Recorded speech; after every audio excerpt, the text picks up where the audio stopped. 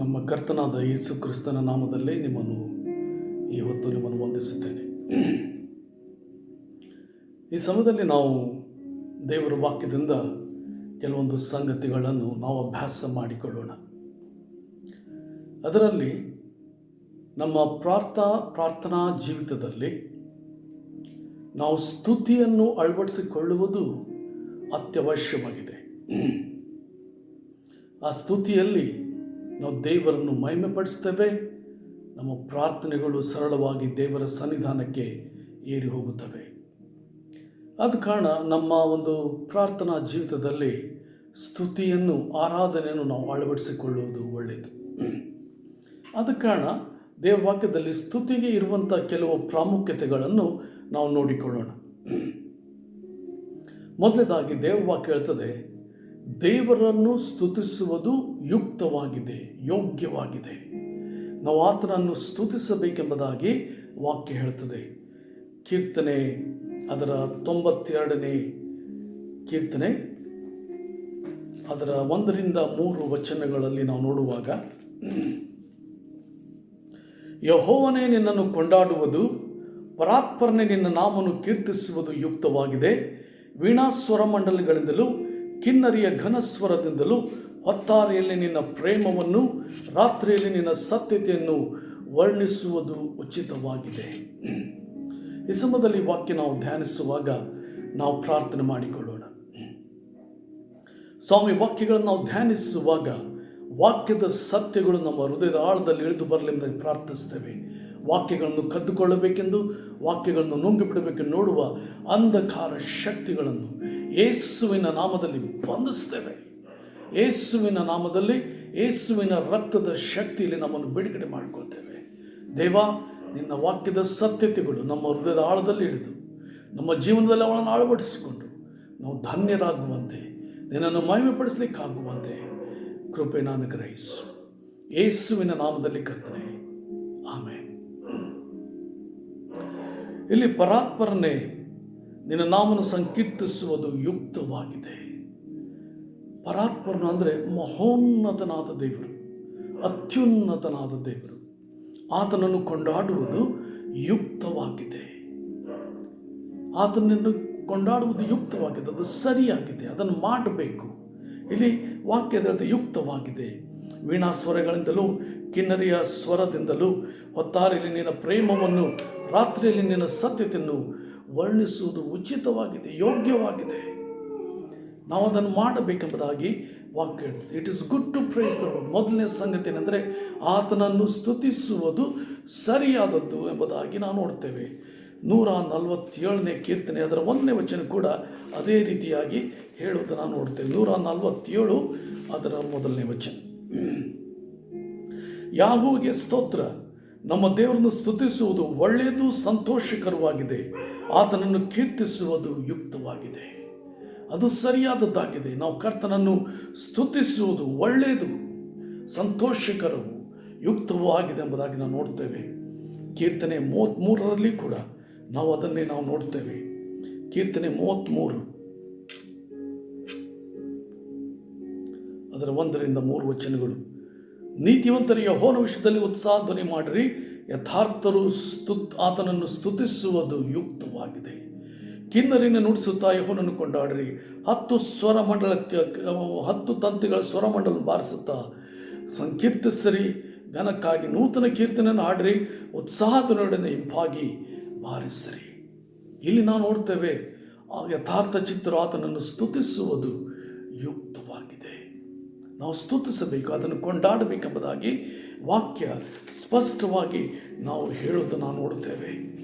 ನಾವು ಸ್ತುತಿಸುವುದು ಯುಕ್ತವಾಗಿದೆ, ದೇವರನ್ನು ಕೊಂಡಾಡುವುದು ಯುಕ್ತವಾಗಿದೆ. ನಾವು ಆತನನ್ನು ಕೊಂಡಾಡಬೇಕು.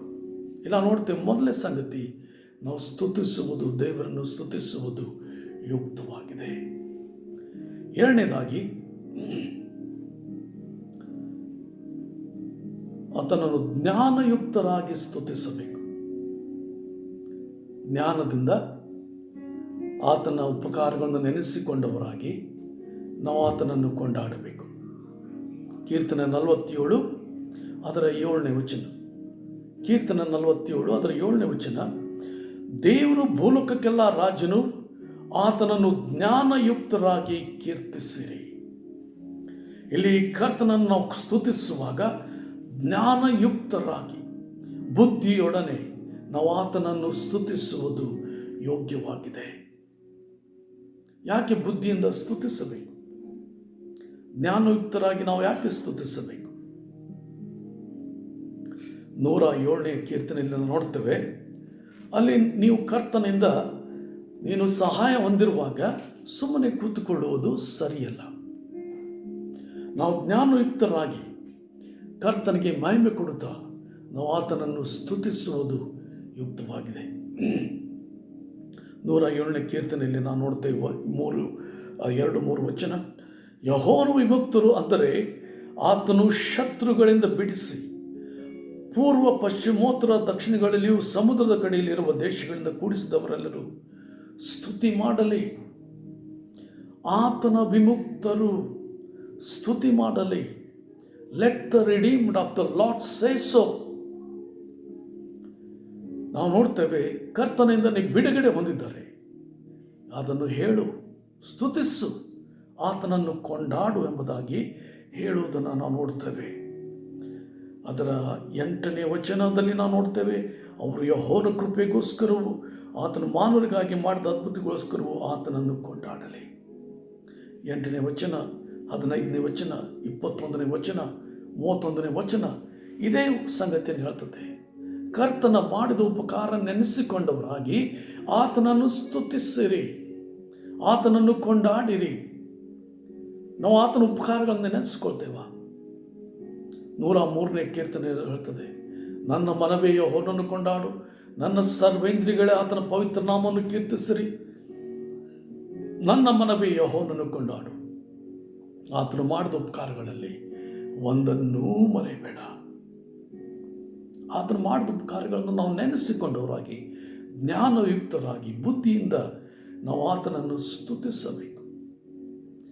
ಮನಸ್ಸು ಒಪ್ತಾ ಇರಲಿಕ್ಕಿಲ್ಲ, ಪರಿಸ್ಥಿತಿಗಳು ಒಪ್ತಾ ಇರಲಿಕ್ಕಿಲ್ಲ, ಆದರೆ ನಾವು ಮನಸ್ಸು ಮಾಡಿ ಕರ್ತನನ್ನು ಸ್ತುತಿಸಲಿಕ್ಕೆ ಆರಂಭಿಸುವಾಗ, ದೇವರ ವಾಕ್ಯದ ಪ್ರಕಾರವಾಗಿ ಆತನನ್ನು ಸ್ತುತಿಸಲಿಕ್ಕೆ ಆಡುವಾಗ ನಾವು ದೇವರನ್ನು ಮಹಿಮೆ ಪಡಿಸ್ತೇವೆ. ಅಲ್ಲಿ ಯೇಸು ಸ್ವಾಮಿ ಕಡೆಗೆ 10 ಮಂದಿ ಕುಷ್ಠರೋಗಿಗಳು ಬಂದಾಗ ಯೇಸು ಸ್ವಾಮಿ ಅವ್ರಿಗೆ ಮುಟ್ಟಲಿಲ್ಲ. ಮೊದಲೇ ಕುಷ್ಠರೋಗಿಗೆ ಬಂದಾಗ ಅದನ್ನು ಮುಟ್ಟಿ ಗುಣ ಮಾಡಲಿಲ್ಲ. ಆತನು ಬಾಯಿಂದ ಹೇಳ್ತಾನೆ, ಹೋಗಿ ಮಹಾಯಾಜಕರಿಗೆ ಮೈ ತೋರಿಸ್ಕೊಡ್ರಿ. ಅಲ್ಲಿ ಹೋಗುತ್ತಾ ಇರುವಾಗಲೇ ಅವರ ದೇಹ ಶುದ್ಧ ಮಾಡಲ್ಪಟ್ಟಿತು, ರೋಗವು ವಾಸಿಯಾಗಿತ್ತು. ಅವರೊಳಗೆ ಸಮಾರ್ಯದವನು ಒಬ್ಬನೇ ಮಾತ್ರ, 10 ಮಂದಿ ಕುಷ್ಠರೋಗಿಗಳಲ್ಲಿ ಸಮಾರ್ಯದವನು ಮಾತ್ರ ಓಡಿ ಬಂದು ಯೇಸು ಸ್ವಾಮಿಗೆ ಬಂದು ಉಪಕಾರ ಸ್ತುತಿ ಮಾಡಿದ. ನಮ್ಮಲ್ಲಿ ಕೃತಜ್ಞತೆಯ ಭಾವನೆ ಇದೆಯಾ? ದೇವರು ನಮಗೆ ಉಸಿರು ಕೊಟ್ಟಿದ್ದಾನೆ, ದೇವರು ನಮಗೆ ಆರೋಗ್ಯ ಜೀವ ಕೊಟ್ಟಿದ್ದಾನೆ, ನಮಗೆ ಊಟಕ್ಕೆ ಆಹಾರ ಕೊಟ್ಟಿದ್ದಾನೆ, ಬಟ್ಟೆಗಳನ್ನು ಕೊಟ್ಟಿದ್ದಾನೆ, ಇರುವುದಕ್ಕೆ ಮನೆಗಳನ್ನು ಕೊಟ್ಟಿದ್ದಾನೆ, ನಮಗೆ ಒಳ್ಳೆಯ ಕುಟುಂಬಗಳನ್ನು ಕೊಟ್ಟಿದ್ದಾನೆ, ಒಳ್ಳೆ ತಂದೆ ತಾಯಿಗಳು, ಒಳ್ಳೆ ಮಕ್ಕಳು, ಎಲ್ಲ ಸಂಗತಿಗಳನ್ನು ಕರ್ತನು ಕೊಟ್ಟಿರುವಾಗ ಅದನ್ನು ನಾವು ಸ್ತುತಿಸದೇ ಇರುವುದಕ್ಕೆ ಹೇಗಾದೀತು? ನಾವು ಮನಪೂರ್ವಕವಾಗಿ ಆತನನ್ನು ಸ್ತುತಿಸಬೇಕು. ಇಲ್ಲಿ ಜ್ಞಾನಯುಕ್ತರಾಗಿ ಸ್ತುತಿಸಿರಿ ಅಂತ ಹೇಳುವಾಗ ನಾವು ನೋಡ್ತೇವೆ, ಒಂದು ಟ್ರೆಡಿಷ್ನಲ್ ಆಗಿ ಸ್ತುತಿ ಮಾಡುವುದಲ್ಲ, ಒಂದು ಸಂಪ್ರದಾಯದಂತೆ ಸ್ತುತಿ ಮಾಡುವುದಲ್ಲ, ಮನಸ್ಸಿನಿಂದ, ನಿನ್ನ ಹೃದಯದಿಂದ ಆತನನ್ನು ಸ್ತುತಿಸಿ. ಆದ ಕಾರಣ ವಾಕ್ಯ ಹೇಳ್ತದೆ, ಜ್ಞಾನಯುಕ್ತರಾಗಿ ಆತನನ್ನು ಕೀರ್ತಿಸ್ರಿ. 1 ಕೊರಿಂಥ 14:15 ಹೇಳ್ತದೆ, ನಾನು ಬುದ್ಧಿಯಿಂದಲೂ ಪ್ರಾರ್ಥಿಸುವೆನು, ಆತ್ಮದಿಂದಲೂ ಪ್ರಾರ್ಥಿಸುವೆನು. ನಾನು ಬುದ್ಧಿಯಿಂದಲೂ ಸ್ತುತಿಸುವೆನು, ಆತ್ಮದಿಂದಲೂ ಸ್ತುತಿಸುವೆನು. ಬುದ್ಧಿಯನ್ನು ನಾವು ಉಪಯೋಗ ಮಾಡುವುದು ನಾವು ಬಹಳ ಅವಶ್ಯವಾಗಿದೆ. ನಾವು ಬುದ್ಧಿಯಿಂದ ಮನಪೂರ್ವಕವಾಗಿ ಕರ್ತನನ್ನು ಸ್ತುತಿಸಬೇಕು. 3ನೇದಾಗಿ, ಇದು ಕರ್ತನ ಅಪ್ಪಣೆ. ನಾವು ಆತನನ್ನು ಸ್ತುತಿಸಬೇಕು, ಆರಾಧಿಸಬೇಕೆಂಬುದು ಆತನ ಅಪ್ಪಣೆ. ಕೀರ್ತನೆ 19 ಪ್ರಕಟಣೆ 19:5 ವಚನದಲ್ಲಿ ನೋಡ್ತೇವೆ, ಪ್ರಕಟಣೆ 19:5. ಆಮೇಲೆ ಸಿಂಹಾಸನ ಕಡೆಯಿಂದ ಬಂದ ಒಂದು ಶಬ್ದವು, ದೇವರ ದಾಸರಲ್ಲದೆ ದೇವರಿಗೆ ಭಯಪಡುವ ಹಿರಿಕಿರಿಯರೇ, ನಮ್ಮ ದೇವರನ್ನು ಕೊಂಡಾಡಿರಿ. ಇಲ್ಲಿ ಅಪ್ಪಣೆ ಇರೋದು, ನಾವು ದೇವರನ್ನು ಕೊಂಡಾಡಿರಿ ಎಂಬುದಾಗಿ ಹೇಳುವಂಥ ಅಪ್ಪಣೆಯನ್ನು ನಾವು ನೋಡ್ತಾ ಇದ್ದೇವೆ. 149ನೇ ಕೀರ್ತನೆಯಲ್ಲಿಯೂ ಕೂಡ ನಾವು ದೇವರ ಅಪ್ಪಣೆಗಳನ್ನು ನಾವು ನೋಡ್ತೇವೆ. 149 ಅದರ 1-3 ಯಾಹೂವಿಗೆ ಸ್ತೋತ್ರ, ಯೆಹೋವನಿಗೆ ನೂತನ ಕೀರ್ತನೆಯನ್ನು ಹಾಡಿರಿ, ಭಕ್ತ ಸಭೆಯಲ್ಲಿ ಆತನು ಸ್ತುತಿಸಿರಿ. ಇಸ್ರಾಯೇಲರೇ, ನಿಮ್ಮ ಸೃಷ್ಟಿಕರ್ತನಲ್ಲಿ ಹೆಚ್ಚಳ ಪಡೀಲಿ, ಚೀಯೋನಿನಲ್ಲಿ ತಮ್ಮ ರಾಜನಲ್ಲಿ ಹರ್ಷಿಸಿರಿ, ಕುಣಿಯುತ್ತಾ ಆತನ ನಾಮವನ್ನು ಕೀರ್ತಿಸಿರಿ. ದಮ್ಮಡಿ ಕಿನ್ನರಿಗಳಿಂದ ಆತನನ್ನು ಭಜಿಸಲಿ. ಇಲ್ಲಿ ಅಪ್ಪಣೆ, ಕರ್ತನನ್ನು ಕೊಂಡಾಡಿರಿ, ಭಜಿಸಿರಿ, ಕೀರ್ತಿಸಿರಿ, ಆರಾಧಿಸಿರಿ ಎಂಬುದಾಗಿ ಅಪ್ಪಣೆ ಇರುವುದನ್ನು ನೋಡ್ತೇವೆ. ಕೀರ್ತನೆ 15:1 ಕೂಡ ನಾವು ಅದನ್ನೇ ನೋಡ್ತೇವೆ. ಕೀರ್ತನೆ 15:1.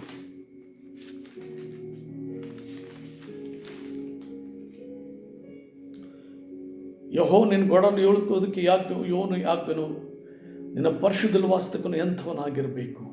ನಾವು ಕರ್ತನನ್ನು ಸ್ತುತಿಸುವಾಗ ನಾವು ಕೂಡ ಯೋಗ್ಯರಾಗಿ ಕರ್ತನನ್ನು ಸ್ತುತಿಸುವುದು ಯುಕ್ತವಾಗಿದೆ. ನಾವು ಕರ್ತನನ್ನು ಸ್ತುತಿಸ್ತಾ ಇರುವಾಗ, ನಾವು ಕರ್ತನನ್ನು ಕೊಂಡಾಡ್ತಾ ಇರುವಾಗ ನಾವು ನೋಡ್ತೇವೆ, ವಾಕ್ಯದ ಪ್ರಕಾರವಾಗಿ ದೇವರನ್ನು ನಾವು ಸ್ತುತಿಸುವುದು ಯುಕ್ತವಾಗಿದೆ. ಅದು ಅಪ್ಪಣೆ, ಕರ್ತನ ಅಪ್ಪಣೆ. ನಾವು ಆತನನ್ನು ಸ್ತುತಿಸಬೇಕು, ಆತನನ್ನು ಕೊಂಡಾಡಬೇಕು. ಅದು ಕರ್ತನ ಅಪ್ಪಣೆ ಆಗಿದೆ ಎಂಬುದಾಗಿ ನಾವು ನೋಡ್ತೇವೆ.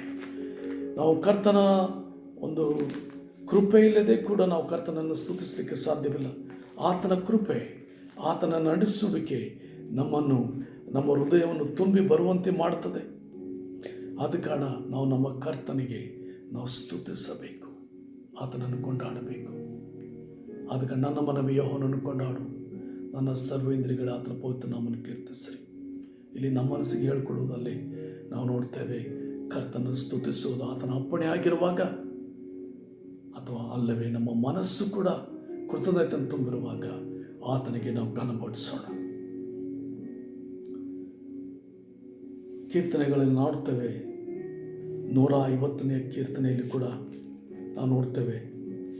150 ಅದರ 1ರಿಂದ ವಚನಗಳನ್ನು ಓದ್ತಾ ಇರುವಾಗ ಅದೆಲ್ಲ ಕರ್ತನನ್ನು ಸ್ತುತಿಸಿರಿ, ಸ್ತುತಿಸಿರಿ, ಸ್ತುತಿಸಿರಿ ಎಂಬುದಾಗಿ ಹೇಳೋದನ್ನು ನಾವು ನೋಡ್ತೇವೆ. ಯಾವಕ್ಕೆ ಸ್ತೋತ್ರ, ದೇವರನ್ನ ಆತನ ಪರಿಶುದ್ಧ ಅಲ್ಲಿ ಸ್ತುತಿಸಿರಿ, ಆತನ ಶಕ್ತಿ ಪ್ರದರ್ಶಿಕವಾದ ಆಕಾಶಮನಲ್ಲಿ ಆತನ ಸ್ತುತಿಸಿರಿ, ಆತನ ಮಹತ್ ಕಾರ್ಯಗಳಿಗೆ ಆತನ ಸ್ತುತಿಸಿರಿ, ಆತನ ಮಹಾಪ್ರಭಾವಕ್ಕೆ ಸರಿಯಾಗಿ ಆತನ ಸ್ತುತಿಸಿರಿ. ಇಲ್ಲಿ ನಾವು ಓದುವಾಗ ಕೊನೆಯ ವಚನ, ಶ್ವಾಸ ಇರುವುದೆಲ್ಲವೂ ಯೆಹೋವನನ್ನು ಸ್ತುತಿಸಲಿ. ನಮ್ಮಲ್ಲಿ ಶ್ವಾಸ ಇದೆಯಾ? ನಾವು ಕರ್ತನನ್ನು ಸ್ತುತಿಸೋಣ. ಶ್ವಾಸ ಇರುವುದೆಲ್ಲವೂ ಕರ್ತನನ್ನು ಸ್ತುತಿಸಲಿ ಎಂಬುದಾಗಿ ಇಲ್ಲಿ ವಾಕ್ಯ ಹೇಳ್ತದೆ.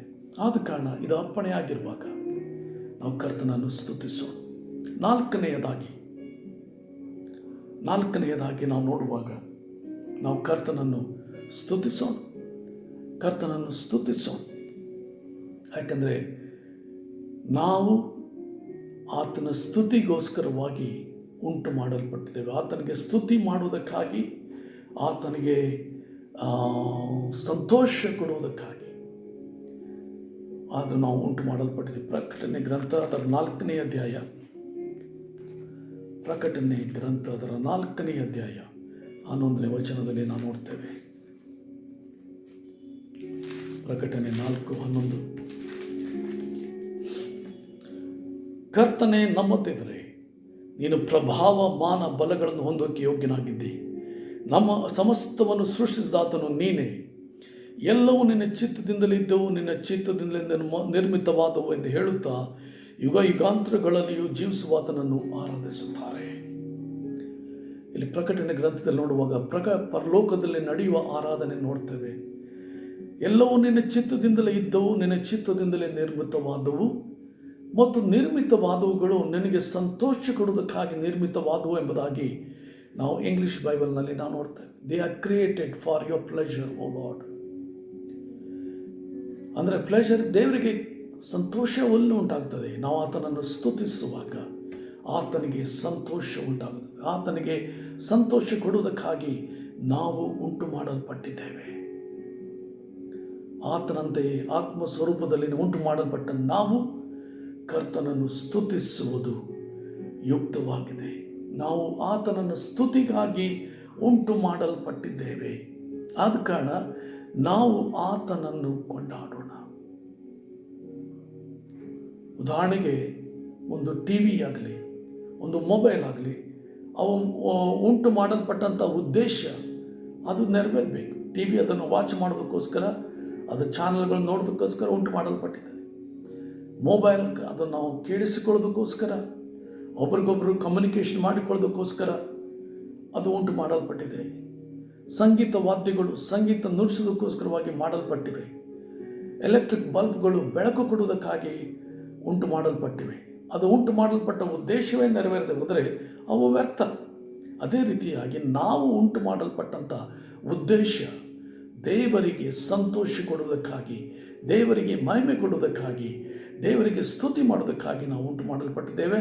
ಆದುದರಿಂದ ಕರ್ತನನ್ನು ನಾವು ಸ್ತುತಿಸೋಣ. ಐದನೆಯದಾಗಿ, ದೇವರನ್ನು ಸ್ತುತಿಸುವುದು ನಮ್ಮ ಕರ್ತವ್ಯ. ಇದು ನಮ್ಮ ಕರ್ತವ್ಯ. ನಮಗೆ ಯಾರಾದರೂ ಒಂದು ಗಿಫ್ಟ್ ಕೊಡೋದಾಗಿದ್ದರೆ, ನಮಗೇನಾದರೂ ಒಳ್ಳೆಯದು ಮಾಡೋದಾಗಿದ್ದರೆ ನಾವು ಥ್ಯಾಂಕ್ಸ್ ಎಂಬುದಾಗಿ ಹೇಳ್ತೇವೆ, ಭಾಳ ಉಪಕಾರ ಆಯಿತು ಎಂಬುದಾಗಿ ಹೇಳ್ತೇವೆ. ನಮ್ಮ ದೇವರಿಗೆ ನಾವು ಹೇಳ್ತೇವೆ, ನಾವಲ್ಲೂ ಗ್ರಾಂಟೆಡ್ ಅಂತ ತೊಗೊಂಡ್ಬಿಡ್ತೇವ, ಮಾಡೋದೆಲ್ಲ ಗ್ರಾಂಟೆಡ್ ಎಂಬುದಾಗಿ.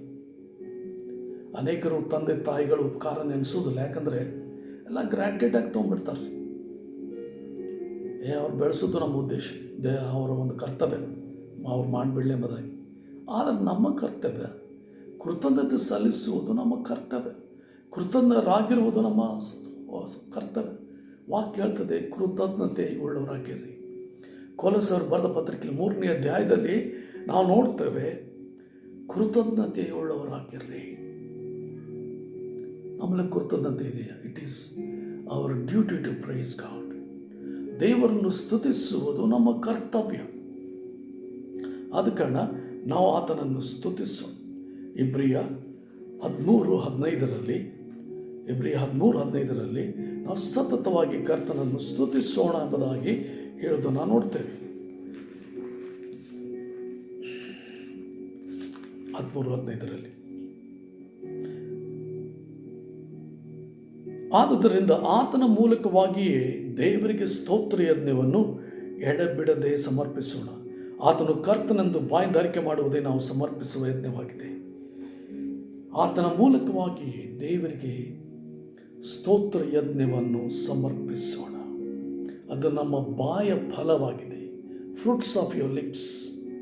ನಿಮ್ಮ ಬಾಯ ಫಲವಾಗಿರುವ ಸ್ತುತಿಯನ್ನು ಕರ್ತನಿಗೆ ಅರ್ಪಿಸೋಣ, ಯಾಕಂದರೆ ಇದು ನಮ್ಮ ಕರ್ತವ್ಯ.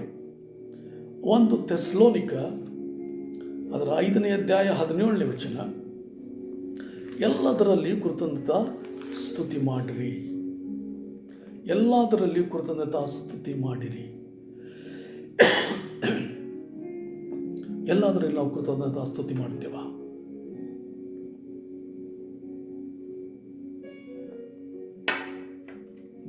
ಗುಣಗುಟ್ಟುವುದಕ್ಕೆ ಅನೇಕ ಕಾರಣಗಳನ್ನು ನಾವು ಹುಡುಕ್ತೇವೆ.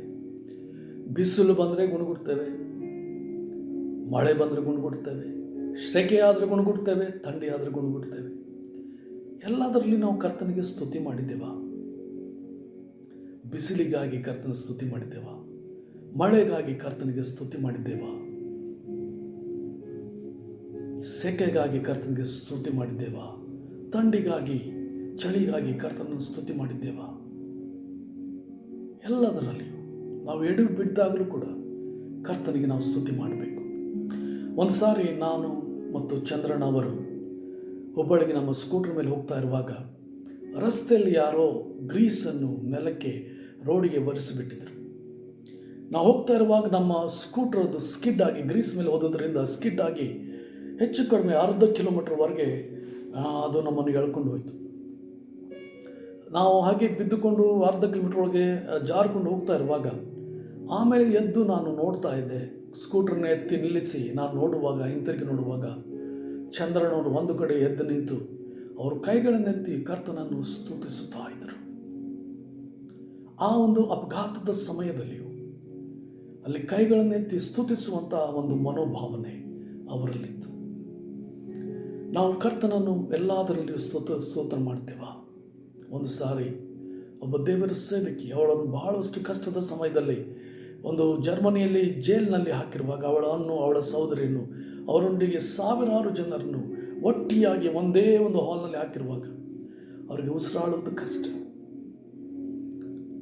ಅಂಥದರಲ್ಲಿ ಸೊಳ್ಳೆಗಳು ಬಂದವರನ್ನು ಕಡಿತಾ ಇದ್ದವು. ಕೈಗಳನ್ನು ಮೇಲೆ ಕೆತ್ತುಕೊಳ್ಳುವುದು ಕಷ್ಟ. ಅಂಥ ಸಮಯದಲ್ಲಿ ಅವಳು ಅಂದುಕೊಂಡು ಕರ್ತನು ಹೇಳಿದ್ದು ಎಲ್ಲದರಲ್ಲಿಯೂ ಕೂತಂತ ಸ್ತುತಿ ಮಾಡಿರಿ. ಸ್ವಾಮಿ, ಇಲ್ಲಿ ನಾವು ಜೈಲಿನಲ್ಲಿ ಇರುವುದಕ್ಕಾಗಿ ನಿನಗೆ ಸ್ತೋತ್ರ. ಈ ಕಡಿತಿರುವಂತಹ ಸೊಳ್ಳೆಗಳಿಗಾಗಿ ಸ್ತೋತ್ರ. ನಾವು ನಿಂತುಕೊಂಡೇ ಇರುವಂತೆ ಮಾಡಿದ್ದಕ್ಕಾಗಿ ಸ್ತೋತ್ರ ಎಂಬುದಾಗಿ ಆಕೆ ಸ್ತುತಿ ಮಾಡುವಾಗ ದೇವರಿಗೆ ಸಂತೋಷವಾಯಿತು. ಸ್ವಲ್ಪದ ದಿವಸಗಳಲ್ಲಿ ಕೋರಿ ಟೆನ್ ಬೋಮ್ ಎಂಬಂಥ ಅವಳ ಸಹೋದರಿಯನ್ನು ಆ ಜೈಲಿನಿಂದ ಬಿಡಿಸಿ ಅವರನ್ನು ತಿರುಗಿ ತಮ್ಮ ಮನೆಗೆ ಕಳಿಸಿದರು. ನನ್ನ ಸಹೋದರಿ, ಎಲ್ಲದರಲ್ಲಿ ಕೃತಜ್ಞ ಸ್ತುತಿ ಮಾಡೋದು ನಾವು ಕಲಿತಿದ್ದೇವೆ. ಅದು ನಮ್ಮ ಒಂದು ಕರ್ತವ್ಯ. ಕರ್ತನನ್ನು ಸ್ತುತಿ ಮಾಡುವುದು ನಮ್ಮ ಕರ್ತವ್ಯ. ಆರನೆಯದಾಗಿ, ನಾವು ಕರ್ತನನ್ನು ಸ್ತುತಿ ಮಾಡುವುದರ ಮೂಲಕ ದೇವರಿಗೆ ಮಹಿಮೆ ಸಲ್ಲಿಸುತ್ತೇವೆ. ಕೀರ್ತನೆ ಅದರ 51ನೇ ಅಧ್ಯಾಯ, ಕೀರ್ತನೆ 50ನೇ ಅಧ್ಯಾಯ, 50ನೇ ಕೀರ್ತನೆ ಅದರ 23ನೇ ವಚನ. ಕೀರ್ತನೆ 50:23. ಯಾರು ಸ್ತುತಿ ಯಜ್ಞವನ್ನು ಸಮರ್ಪಿಸುತ್ತಾರೋ ಅವರೇ ನನ್ನನ್ನು ಗೌರವಿಸುವವರು. ತಮ್ಮ ನಡತೆಯನ್ನು ಸರಿಪಡಿಸಿಕೊಳ್ಳುವವರಿಗೆ ನನ್ನ ವಿಶೇಷವಾದ ರಕ್ಷಣೆಯನ್ನು ತೋರಿಸುವೆನು. ಇಲ್ಲಿ ಕರ್ತನೆ ಹೇಳ್ತಾನೆ, ಯಾರು ಸ್ತುತಿ ಯಜ್ಞ ಸಮರ್ಪಿಸುತ್ತಾರೋ ಅವರೇ ನನ್ನನ್ನು ಗೌರವಿಸುವವರು. ನಾವು ಸ್ತುತಿಸ್ತಾ ಇದ್ದೇವ, ನಮ್ಮ ದೇವರಿಗೆ ಗೌರವ ಕೊಡ್ತಾ ಇದ್ದೇವ.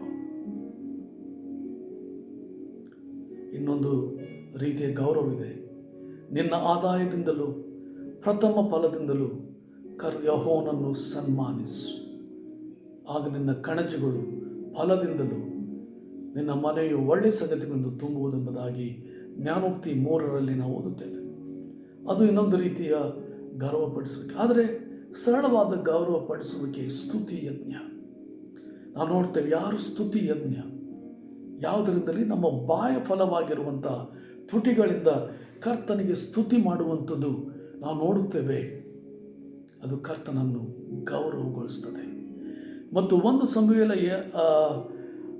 2:30ರಲ್ಲಿ ಒಂದು ಸಂಗತಿ ದೇವರು ಹೇಳ್ತಾನೆ, ಯಾರು ನನ್ನನ್ನು ಗೌರವಿಸುತ್ತಾರೋ ನಾನು ಅವರನ್ನು ಗೌರವಿಸ್ತೇನೆ. ಯಾರು ನನ್ನನ್ನು ಗೌರವಿಸುತ್ತಾರೋ ಅವ್ರನ್ನು ಗೌರವಿಸ್ತೇನೆ. ಹೇಗೆ ಗೌರವಿಸ್ತೇವೆ ನಾವು ಕರ್ತನನ್ನು? ಸ್ತುತಿಯಿಂದ, ಆತನು ಕೊಂಡಾಡುವುದರ ಮೂಲಕವಾಗಿ, ಕೃತಜ್ಞತೆಗಳನ್ನು ನಾವು ಆತನಿಗೆ ಸಮರ್ಪಿಸುವುದರ ಮೂಲಕವಾಗಿ ನಾವು ಆತನನ್ನು ಗೌರವಿಸ್ತೇವೆ. ಅದರ ಮೂಲಕವಾಗಿ ಕರ್ತನು ನಮ್ಮನ್ನು ಕೂಡ ಗೌರವಿಸ್ತಾನೆ.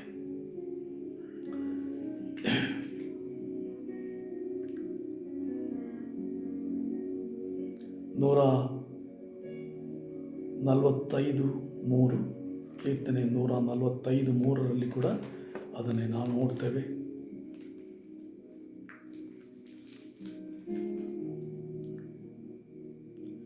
ಯೆಹೋವನು ಮಹೋನ್ನತನು ಮಹಾಸ್ತುತಿ ಪಾತ್ರನಾಗಿದ್ದಾನೆ. ಆತನ ಮಹತ್ವ ಅಪಾರವಾದದ್ದು. ಸ್ತುತಿ ಪಾತ್ರನಾಗಿದ್ದಾನೆಂಬುದಾಗಿ ನಾವು ನೋಡ್ತೇವೆ. ಇಲ್ಲಿ ನಾವು ಆತನನ್ನು ಕೊಂಡಾಡುವಾಗ, ಆತನನ್ನು ಸ್ತುತಿಸುವಾಗ, ಈಸ್ ಪ್ರೈಸ್ ವರ್ತಿ ನಾವು ನೋಡ್ತೇವೆ. ನಾವು ಆತನನ್ನು ಕೊಂಡಾಡುವಾಗ ಆತನನ್ನು ಇನ್ನೂ ಸ್ವಲ್ಪ ನಾವು ಗೌರವ ಕೊಡ್ತೇವೆ. ಪ್ರಕಟಣೆ 4:11ರಲ್ಲಿ ನಾವು ನೋಡ್ತೇವೆ, ಅಲ್ಲಿ ದೇವರನ್ನು ಸ್ತುತಿಸ್ತಾ ಇದ್ರು. The heart made everything. ದೇವರೇ, ಎಲ್ಲವನ್ನು ಉಂಟು ಮಾಡಿದ ದೇವರೇ, ನಿನ್ನ ಸ್ತುತಿಸ್ತೇವೆ. ನಿನ್ನ ಸಂತೋಷಕರ ಅವರು ಮಾಡಲ್ಪಟ್ಟು ಎಂಬುದಾಗಿ. ಮತ್ತು ಪ್ರಕಟಣೆ 5:9ರಲ್ಲಿ ಅಲ್ಲಿ ಯಜ್ಞದ ಕುರಿಯಾದ ತಾನೆ ನಮ್ಮನ್ನು ಜನಾಂಗಗಳಿಂದ ನಮ್ಮನ್ನು ಕೊಂಡುಕೊಂಡು ನಿನಗೆ ನಾವು ಕೊಂಡಾಡ್ತೇವೆ ಎಂಬುದಾಗಿ, ಅಲ್ಲಿ ಯೋಗ್ಯನೇ, ಸ್ತುತಿಗೆ ಯೋಗ್ಯನೇ ಎಂಬುದಾಗಿ ಅಲ್ಲಿ ಕರ್ತನನ್ನು ಕೊಂಡಾಡ್ತಾ ಇರೋದನ್ನು ನಾವು ನೋಡ್ತೇವೆ. 7ನೇದಾಗಿ, ಸ್ತುತಿಯು ದೇವರ ಸಿಂಹಾಸನವನ್ನು ನಿನ್ನ ಬಳಿಗೆ ತರ್ತದೆ, ಅಥವಾ ದೇವರ ಪ್ರಸನ್ನತೆ ನಿನ್ನ ಬಳಿಗೆ ತರ್ತದೆ, ಅಥವಾ ದೇವರನ್ನೇ ನಿನ್ನ ಬಳಿಗೆ ತರ್ತದೆ. ಕೀರ್ತನೆ 22:3 ಕೀರ್ತನೆ 22:3 ನಾವು ಅದು ನಮಗೆ ಗೊತ್ತಿರಬೇಕಂತ ವಾಕ್ಯ. ಅಲ್ಲಿ ನಾವು ನೋಡ್ತೇವೆ, ಇಸ್ರಾಯೇಲರ ಸ್ತೋತ್ರ ಸಿಂಹಾಸನದಲ್ಲಿರುವಾತನೇ ನೀನು ಪವಿತ್ರ ಸ್ವರೂಪನು. ಯಾವ ಸಿಂಹಾಸನ? ಆತನ ಜನರ ಸ್ತೋತ್ರವೆಂಬ ಸಿಂಹಾಸನ. ಆತನ ಜನವಾಗಿರುವಂಥ ನೀನು, ಆತನ ರಕ್ತದ ಮೂಲಕ ತೊಳೆಯಲ್ಪಟ್ಟಂಥ ನೀನು, ಆತನ ರಕ್ತದ ಮೂಲಕ ಕೊಂಡುಕೊಳ್ಳಲ್ಪಟ್ಟಂಥ ನೀನು ಆತನ ಸ್ವಕೀಯ ಪ್ರಜೆಯಾಗಿದ್ದೆ. ನೀನು ಆತನನ್ನು ಕೊಂಡಾಡುವಾಗ ಆತನ ಸ್ತೋತ್ರ ಸಿಂಹಾಸನ ಕೆಳಗಿಳಿದು ಬರ್ತದೆ. ಎಲ್ಲಿ ದೇವರಿದ್ದಾನೋ ಅಲ್ಲಿ ಪರಲೋಕ. ಆ ಪರಲೋಕ ನಿನ್ನ ಬಳಿಗೆ ಇಳಿದು ಬರ್ತದೆ ಯಾವಾಗ ನಿನ್ನ ಸ್ತುತಿ ಮಾಡ್ತೀಯೋ. ಆಗ ವೈರಿ ಏನು ಮಾಡಲಿಕ್ಕೆ ಸಾಧ್ಯತೆ ಇಲ್ಲ. ಒಬ್ಬ ದೇವರ ಸೇವಕಿ, ಅವರು ಮೆಡಿಕಲ್ ಡಾಕ್ಟರ್ ಆಗಿದ್ದರು. ಅವರು ಸೇವೆ ಮಾಡುವಂಥ ಆಸ್ಪತ್ರೆ ಅದು ಸೈತಾನನ ಜನರಿಂದ ನಡೆಸಲ್ಪಡ್ತಾ ಇತ್ತು. ಈ ದೇವರ ಸೇವಕಿ ಅನೇಕ ಸೈತಾನನ ಜನರನ್ನು, ಸೈತಾನನ ಆರಾಧಕರನ್ನು ಅವರು ಕರ್ತನ ಬಳಿಗೆ ನಡೆಸುತ್ತಾ ಇದ್ದಳು. ಅದರ ಮೂಲಕ ಈ ಸೈತಾನನ ಜನರಿಗೆ ಬಹಳ ಕೋಪ ಉಂಟಾಯಿತು. ನಾನು ಹೇಳುವಂಥ ಸೈತಾನನ ಜನರು, ಅವರು ಸೈತಾನನ ಸಭೆ ಎಂಬುದಾಗಿ ಒಂದು ಸಭೆ ಇರ್ತದೆ, ಅಲ್ಲಿ ಸೈತಾನನನ್ನು ನೇರವಾಗಿ ಅವರು ಆರಾಧಿಸ್ತಾರೆ. ಆ ಗುಂಪಿನ ಜನರು ಅವಳನ್ನು ಬಹಳ ವಿರೋಧ ಮಾಡಿದರು. ಅವಳ ವಿರುದ್ಧವಾಗಿ ಮಾಟ ಮಂತ್ರಗಳನ್ನು ಕಳಿಸಿದರು, ದುರಾತ್ಮಗಳನ್ನು ಕಳಿಸಿದರು. ಹೀಗಾಗಿ ಅವಳಿಗೆ ಆತ್ಮಿಕ ಯುದ್ಧ ಮಾಡಿ ಮಾಡಿ ಮಾಡಿ ಸಾಕಾಗಿ ಹೋಯಿತು. ಕರ್ತನ ನನಗೆ ಸಾಧ್ಯವಿಲ್ಲ, ನಾನು ಭಾಳ ಆಯಾಸಗೊಂಡಿದ್ದೇನೆ, ನನಗಿನ್ನೂ ಸಾಧ್ಯವಿಲ್ಲ ಎಂಬುದಾಗಿ ಅವಳು ಕರ್ತನಿಗೆ ಹೇಳಿದ. ಆಗ ದೇವರಾತ್ಮ ಅವಳ ಹೃದಯದಲ್ಲಿ ಹೇಳಿದ, ಬಾಯಿ ತೆರೆದು ಕರ್ತನನ್ನು ಸ್ತುತಿಸು.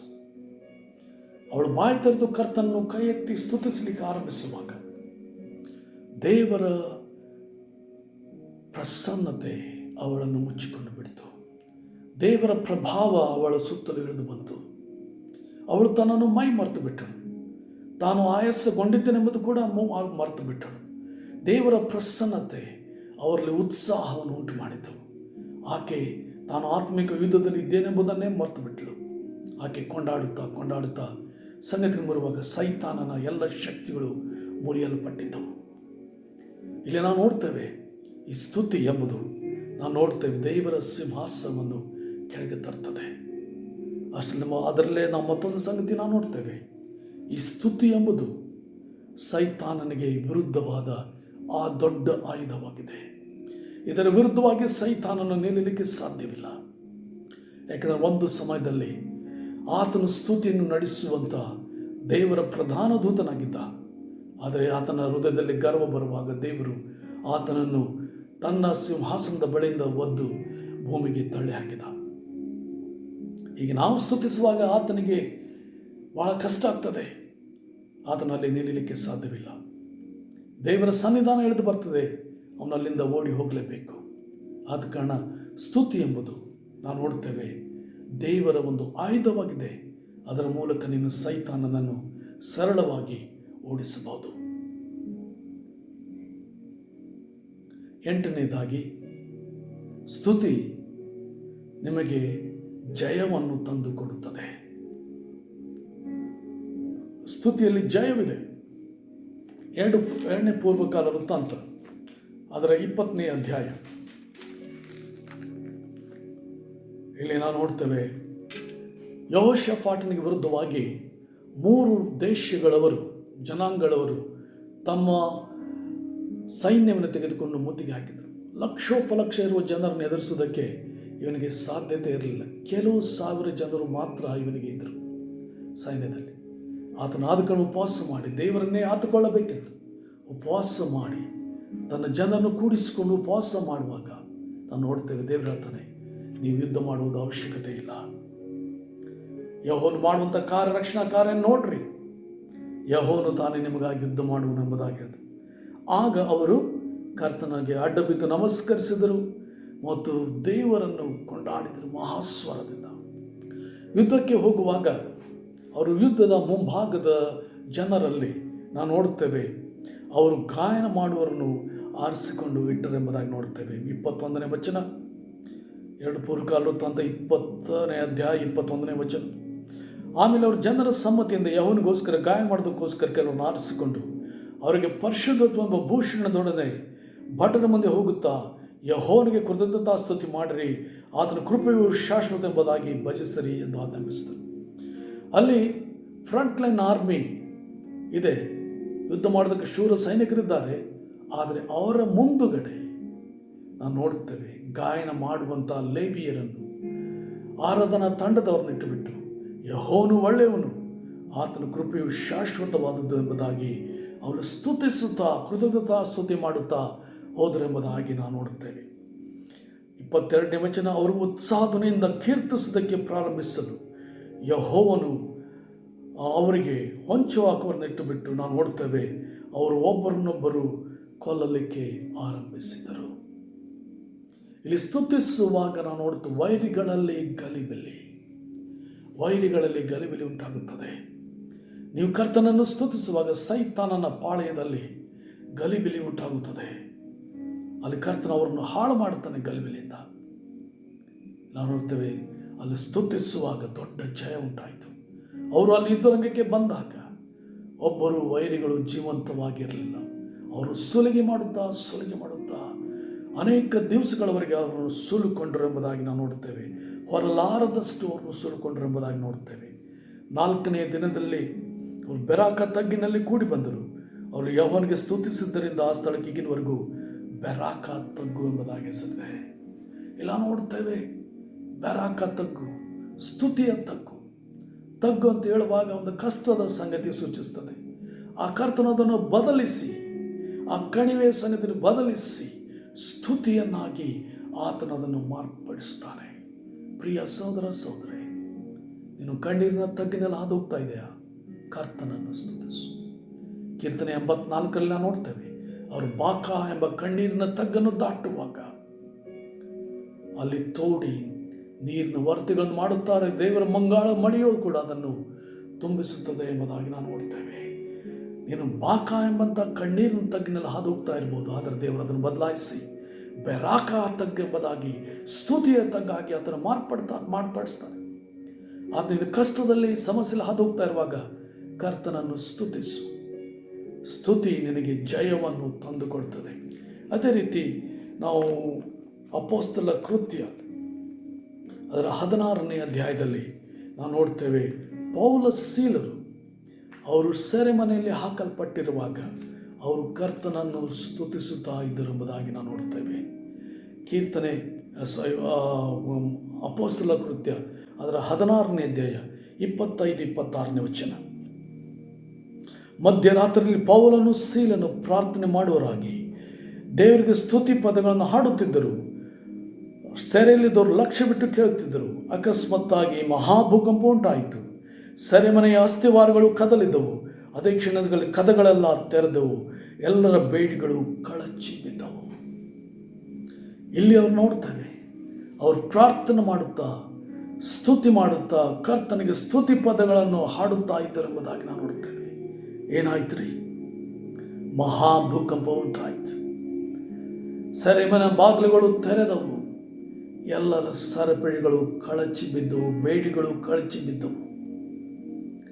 ದೇವರ ಮಗುವೆ, ನೀನು ಸ್ತುತಿಸುವಂತಹ ಒಂದು ಸಂಗತಿಯಲ್ಲಿ ಸೆರೆಯಲ್ಲಿದ್ದಿ ಎಂಬುದಾಗಿ, ಕಷ್ಟದಲ್ಲಿದ್ದಿ ಎಂಬುದಾಗಿ ಭಾವಿಸುವಾಗ ಆ ಒಂದು ನೋವಿನಲ್ಲಿ ನಾವು ಕರ್ತನನ್ನು ಸ್ತುತಿಸುವಾಗ ಸಂಗತಿಗಳು ಬದಲಾಗುತ್ತವೆ.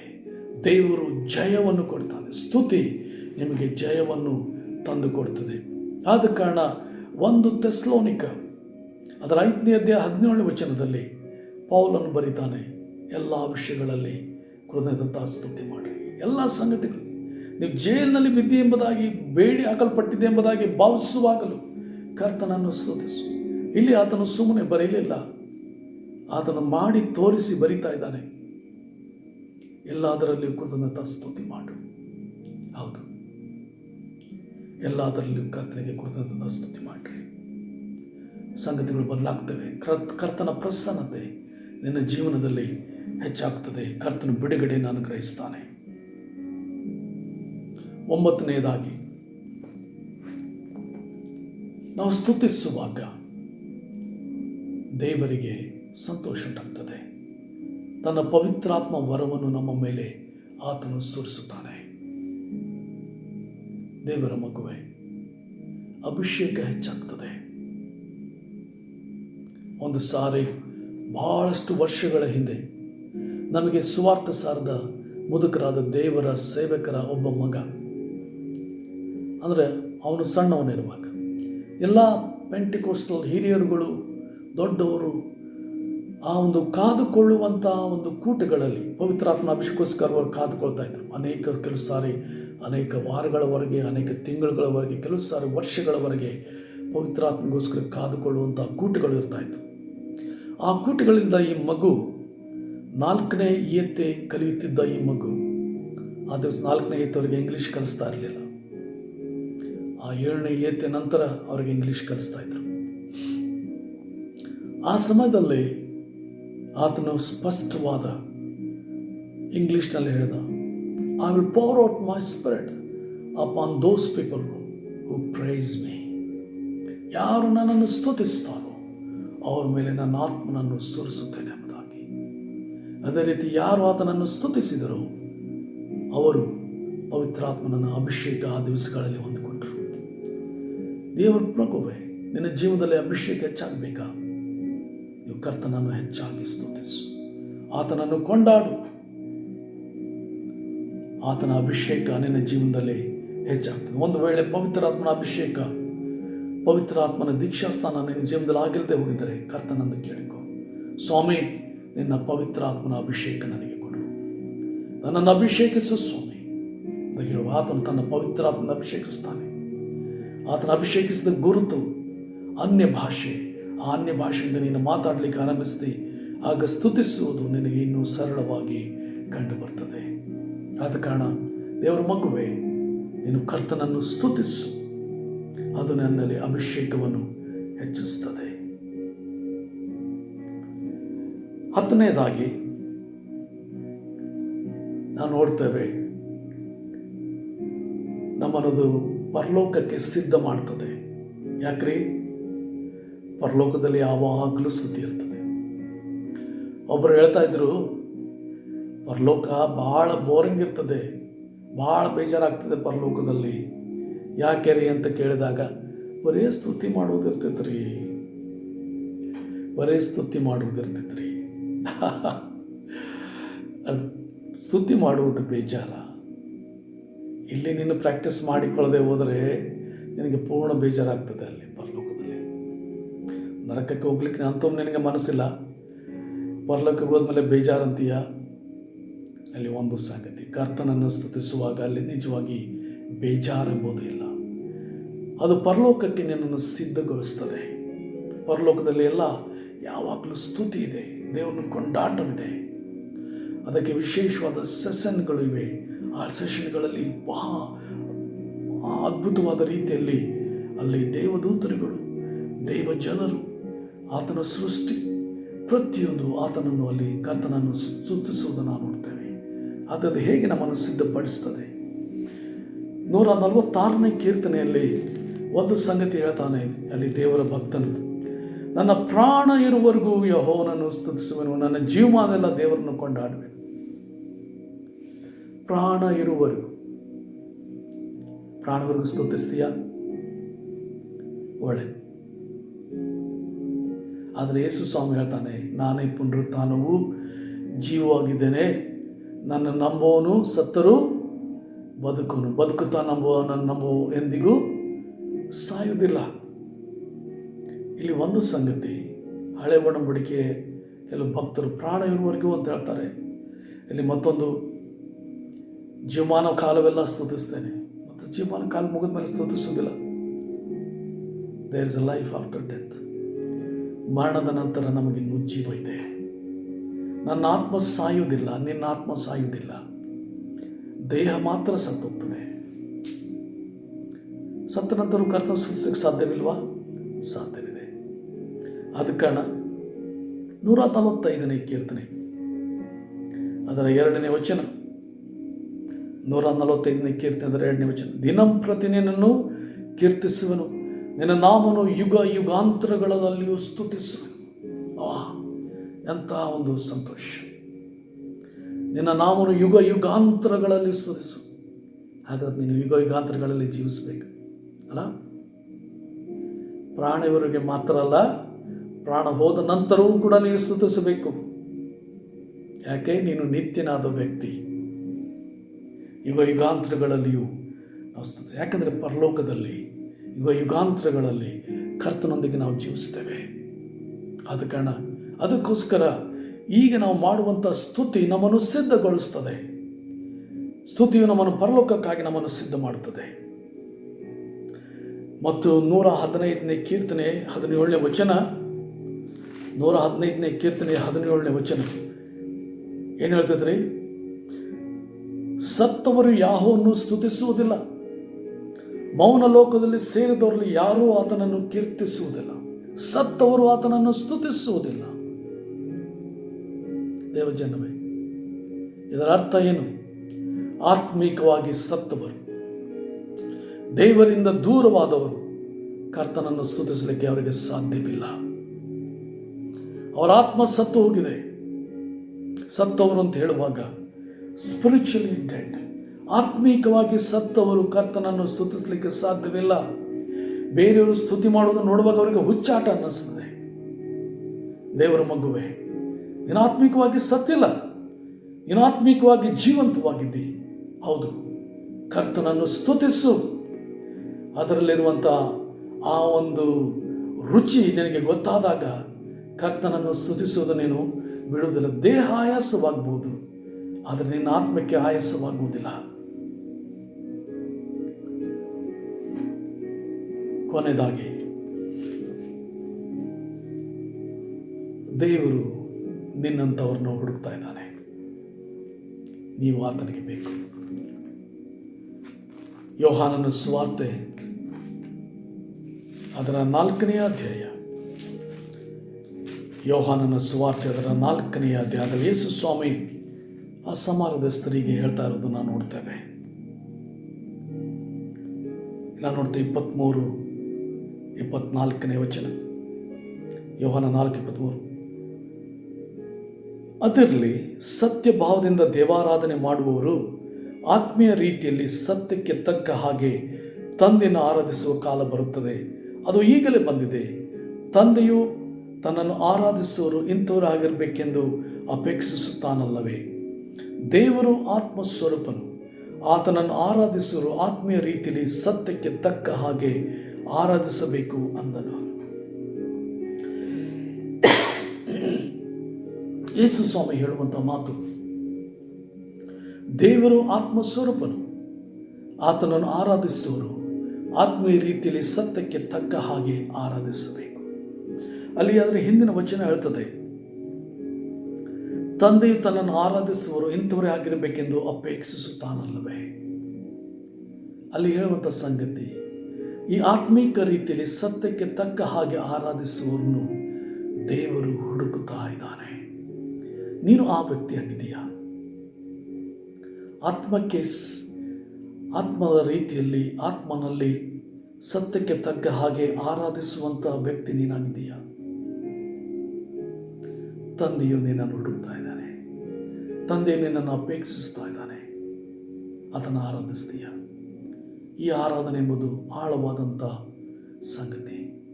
ನಾವು ಸ್ತುತಿ, ಉಪಕಾರ ಸ್ತುತಿ, ಕೃತಜ್ಞತೆಯಿಂದ ಇನ್ನೂ ಆಳಕ್ಕೆ ಹೋಗುವಾಗ ನಾವು ಆರಾಧನೆಗೆ ಹೋಗ್ತೇವೆ. ನಮ್ಮ ಆತ್ಮದಲ್ಲಿ ಕರ್ತನನ್ನು ಆರಾಧಿಸ್ತೇವೆ. ಅದನ್ನು ಕರ್ತನ ಬಯಸ್ತಾನೆ. ಒಂದು ಸಮಯದಲ್ಲಿ ಒಬ್ಬ ದೇವರ ಸೇವಕರು ಬೆಳಗಿನ ಜಾವ, ಅವರ ರೂಢಿಯಂತೆ ಬೆಳಗಿನ ಜಾವದಲ್ಲಿ ಬೆಳಗ್ಗೆ 4 ಗಂಟೆಗೆ ಎದ್ದು ಅವರು ಕರ್ತನಿಗೆ ತಮ್ಮ ಕೋಣೆಯಲ್ಲಿ ಕೂತುಕೊಂಡು ಕರ್ತನನ್ನು ಆರಾಧಿಸ್ತಾರೆ. ತಮ್ಮ ಆರ್ಮ್ ಚೇರ್ನಲ್ಲಿ, ಆರಾಮ ಕುರ್ಚಿಯಲ್ಲಿ ಕೂತ್ಕೊಂಡು ಕರ್ತನನ್ನು ಆರಾಧಿಸ್ತಾ ಇದ್ದರು. ಯಾಕೆಂದರೆ ಬಹಳ ಮುದುಕರಾಗಿದ್ದರು. ಅವರಿಗೆ ಮೊಣಕಾಲು ಉರುವಂಥ ಪರಿಸ್ಥಿತಿ ಅವರಿಗಿರಲಿಲ್ಲ. ಆದ ಕಾರಣ ಅವರು ತಮ್ಮ ಆರ್ಮ್ ಚೇರ್ನಲ್ಲಿ ಕೂತ್ಕೊಂಡು ಅವರು ಕರ್ತನನ್ನು ಸ್ತುತಿಸ, ಆತ್ಮದಲ್ಲಿಯೂ ಸತ್ಯದಲ್ಲಿಯೂ ಕರ್ತನನ್ನು ಆರಾಧನೆ ಮಾಡ್ತಾ ಇದ್ರು. ಆರಾಧನೆ ಮಾಡ್ತಿರುವಂಥ ಸಮಯದಲ್ಲಿ ಅವ್ರ ಮೇಲೆ ನೀರಿನ ಹನಿಗಳು ಬೀಳ್ತಾ ಇದ್ದವು. ಆ ಒಂದೊಂದು ನೀರಿನ ಹನಿಗಳು ಬೀಳ್ತಾ ಇರುವಾಗ ಇದು ಮನೆಯೊಳಗೆ ಮಳೆ ಹೇಗೆ ಬರ್ತಾ ಇದೆ, ನನ್ನ ಮನೆ ಇದೆಯಲ್ಲ, ಒಳಗಡೆ ನೀರು ಹೇಗೆ ಬೀಳ್ತಾ ಇದೆ ಎಂಬುದಾಗಿ ಅವರು ಕಣ್ಣು ತೆರೆದರು. ಕಣ್ಣು ತೆರೆದು ನೋಡುವಾಗ ಯೇಸು ಸ್ವಾಮಿಯಲ್ಲಿ ನಿಂತುಕೊಂಡಿದ್ದ. ಆತನ ಕಣ್ಣಿನಿಂದ ಕಣ್ಣೀರು ಬೀಳ್ತಾ ಇತ್ತು. ಆ ಕಣ್ಣೀರು ಇವ್ರ ಮೇಲೆ ಬೀಳ್ತಾ ಇತ್ತು. ಆವಾಗ, ಸ್ವಾಮಿ ಯಾಕೆ ಅಳ್ತಾ ಇದ್ದಿ, ಯಾಕೆ ಕಣ್ಣೀರು ಸ್ವಾಮಿ ಎಂಬುದಾಗಿ ಕರ್ತನಿಗೆ ಅವರು ಕೇಳಿದರು. ಆಗ ಕರ್ತನು ಹೇಳಿದ, ಎಲ್ಲರೂ ಪ್ರಾರ್ಥನೆಗಳನ್ನು ಮಾಡ್ತಾರೆ, ವಿಜ್ಞಾಪನೆಗಳನ್ನು ಮಾಡ್ತಾರೆ, ಆದರೆ ಯಾರು ಆತ್ಮದಲ್ಲಿ ಸತ್ಯದಲ್ಲಿ ನಿನ್ನಂತೆ ಆರಾಧಿಸುವವರು ಬಹಳ ಕಡಿಮೆ. ಅದಕ್ಕಾಗಿ ನಾನು ಕಣ್ಣೀರು ಸುರಿಸ್ತಾ ಇದ್ದೇನೆ, ಆತ್ಮದಲ್ಲಿ ಸತ್ಯದಲ್ಲಿ ಆರಾಧಿಸಲು ನಾನು ಹುಡುಕ್ತಾ ಇದ್ದೇನೆ ಎಂಬುದಾಗಿ ಕರ್ತನು ಹೇಳಿದ. ನೀನು ಆ ವ್ಯಕ್ತಿಯಾಗಿದೆಯಾ? ಕರ್ತನ ಹುಡುಕುವಂಥ, ಆತ್ಮದಲ್ಲಿಯೂ ಸತ್ಯದಲ್ಲಿಯೂ ಕರ್ತನನ್ನು ಆರಾಧಿಸುವಂಥ ಆ ವ್ಯಕ್ತಿ ನೀನಾಗಿದ್ದೀಯಾ? ಆಳವಾದ ಕರ್ತನ ಸಂಬಂಧದಲ್ಲಿ ಆತನನ್ನು ಅರಿತುಕೊಂಡು ಸ್ತುತಿಸುವಂಥ ವ್ಯಕ್ತಿ ನೀನಾಗಿದ್ದೀಯಾ? ಬಾ, ಕರ್ತನದಕ್ಕಾಗಿ ನಿನ್ನನ್ನು ಕರೀತಾನೆ, ಸ್ತುತಿಗಾಗಿ ಆತನನ್ನು ಕರೀತಾನೆ. ಯಾರು ಸ್ತುತಿಯನ್ನು ಸಮರ್ಪಿಸುತ್ತಾರೋ, ಸ್ತುತಿ ಯಜ್ಞವು ನನಗೆ ಸಮರ್ಪಿಸ್ತಾರೋ ಅವರೇ ನನ್ನನ್ನು ಗೌರವಿಸುವರು. ಕರ್ತನನ್ನು ಗೌರವಿಸ್ತೀಯಾ, ಸನ್ಮಾನಿಸ್ತೀಯಾ? ನೀನು ಆತನನ್ನು ಸನ್ಮಾನಿಸುವುದಾಗಿದ್ದರೆ ಆತನು ನಿನ್ನನ್ನು ಸನ್ಮಾನಿಸ್ತಾನೆ. ನನಗೆ ಕೊಡುವುದಕ್ಕೆ ಕಾಣಿಕೆ ನಿನ್ನಲ್ಲಿ ಏನೂ ಇಲ್ಲದೆ ಇರ್ಬೋದು, ಆದರೆ ಒಂದು ಸಂಗತಿ ನಿನ್ನಲ್ಲಿದೆ, ಅದು ನಿನ್ನ ಸ್ತುತಿ. ಅದನ್ನು ಕೊಡು. ಕರ್ತನನ್ನು ಸಂತೋಷಗೊಳಿಸು. ಆತ ನಿನ್ನನ್ನು ಪ್ರೀತಿಸ್ತಾ ಇದ್ದಾನೆ. ನೀನು ಆತನನ್ನು ಪ್ರೀತಿಸ್ತೀಯಾ? ಪ್ರೀತಿಯಿಂದ ಆತನಿಗೆ ಮಹಿಮೆ ಸಲ್ಲಿಸ್ತೀಯಾ? ದೇವರ ಮಗುವೆ, ಆತನು ಈ ಒಂದು ಆರಾಧನೆಯ ಜೀವನಕ್ಕೆ ಸ್ಥಿತಿಗೆ ನಿನ್ನನ್ನು ಕರೀತಾ ಇದ್ದಾನೆ. ಆಳವಾದ ಪ್ರಾರ್ಥನಾ ಜೀವಿತಕ್ಕಾಗಿ ದೇವರಿಗಾಗಿ ಸಮಯ ಕೊಡ್ರಿ. ದೇವರಿಗಾಗಿ ಒಂದು ಸಮಯ ಮೀಸಲಾಗಿಡ್ರಿ. ಒಂದು ತಾಸಾದರೂ ಆತನ ಸನ್ನಿಧಾನದಲ್ಲಿ ಸಮಯ ಕಳೆಯಿರಿ. ಆತನ ಸ್ತುತಿಸಿರಿ, ಕೊಂಡಾಡಿರಿ. ಸಾಧ್ಯವಾದರೆ ಅನ್ಯ ಭಾಷೆಯಲ್ಲಿ ಕರ್ತನನ್ನು ಕೊಂಡಾಡಿರಿ, ಸ್ತುತಿಸಿರಿ, ಆತನನ್ನು ಮಹಿಮೆ ಪಡಿಸಿರಿ. ಕರ್ತನು ಬೇಗನೆ ಬರಲಿಕ್ಕಿದ್ದಾನೆ. ದೇವರ ಮೊದಲಗಿತ್ತಿಯಾದ ನೀನು ನಾನು ಆತನಿಗೋಸ್ಕರ ನಾವು ಸಿದ್ಧರಾಗಿರೋಣ. ಸ್ತುತಿಗಾಗಿ, ಸ್ತುತಿ ಮಾಡೋದ್ರ ಮೂಲಕವಾಗಿ ಪರಲೋಕಕ್ಕೆ ಹೋಗಿ ನಮ್ಮನ್ನು ನಾವು ಸಿದ್ಧಗೊಳಿಸ್ತಾ ಇದ್ದೇವೆ. ಆಗ ಪರಲೋಕ ನಮಗೆ ಬೇಜಾರಾಗುವಂಥ ಸ್ಥಳವಾಗುವುದಿಲ್ಲ. ಬಹಳ ಸಂತೋಷಕರವಾದಂಥ, ಆನಂದ ಪಡುವಂಥ, ಅತ್ಯಾನಂದ ಪಡುವಂಥ ಸ್ಥಳವಾಗಿ ಇರ್ತದೆ. ದೇವರ ಮಗುವೆ, ನಮ್ಮನ್ನು ನಾವು ಸಿದ್ಧಪಡಿಸಿಕೊಳ್ಳೋಣ. ಸಮಯದಲ್ಲಿ ಪ್ರಾರ್ಥನೆ ಮಾಡೋಣ. ಯೇಸು ಸ್ವಾಮಿ, ಈ ಸಮಯದಲ್ಲಿ ನಮ್ಮನ್ನು ಸಿದ್ಧಪಡಿಸಿಕೊಳ್ತೇವೆ ಸ್ತುತಿಗಾಗಿ, ನಿನ್ನನ್ನು ಆರಾಧಿಸುವುದಕ್ಕಾಗಿ, ಆತ್ಮದಲ್ಲಿಯೂ ಸತ್ಯದಲ್ಲಿಯೂ ನಿನ್ನನ್ನು ಕೊಂಡಾಡುವುದಕ್ಕಾಗಿ, ಆರಾಧಿಸುವುದಕ್ಕಾಗಿ ನಮ್ಮನ್ನು ಸಿದ್ಧಗೊಳಿಸಿಕೊಡ್ತೇವೆ. ದೇವರೇ, ನಮ್ಮಲ್ಲಿರುವಂಥ ಹೊಲಸನ್ನು ಸುಟ್ಟು ಹಾಕು. ಕರ್ತನೆ, ನಿನಗೆ ಬೇಡವಾದಂಥ ಶರೀರ ಭಾವದ ಸಂಗತಿಗಳನ್ನು ತೆಗೆದುಹಾಕಿ ನಮ್ಮನ್ನು ಬಲಪಡಿಸು. ನೀನು ನಮ್ಮಲ್ಲಿ ಮಹಿಮೆ ಹೊಂದು.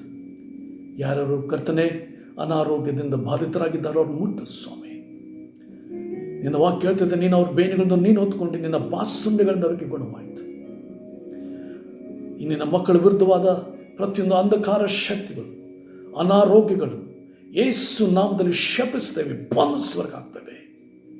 ಯೇಸುವಿನ ರಕ್ತದ ಮೂಲಕ ಅವರಿಗೆ ಬಿಡುಗಡೆಯಾಯಿತು. ಯೇಸುವಿನ ಬಾಸುಂಡೆಗಳಿಂದ ಅವರಿಗೆ ಗುಣವಾಯಿತು. ನೀನು ಅವ್ರ ಬೇನೆಗಳಿಂದ ರೋಗವನ್ನು ಹೊತ್ತುಕೊಂಡು ನಿನಗೆ ಸ್ತೋತ್ರ.